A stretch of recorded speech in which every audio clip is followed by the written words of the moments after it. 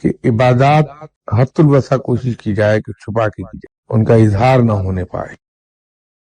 تو بہتر ہے کہ تنہائی میں کی جائیں عبادات، لوگوں کے علم میں لائے بغیر، ماں سوائے فرض نمازوں کی جو باجماعت پڑھی جانی چاہیے.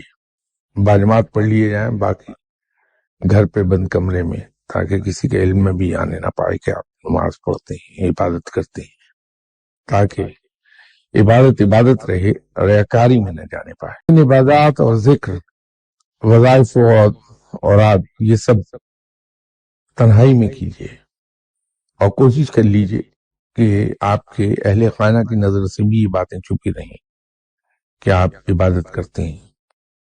جتنا اسے مخفی رکھیں گے اتنی ہی روحانی ترقی تیز ہوگی اور زیادہ جلدی ہوگی.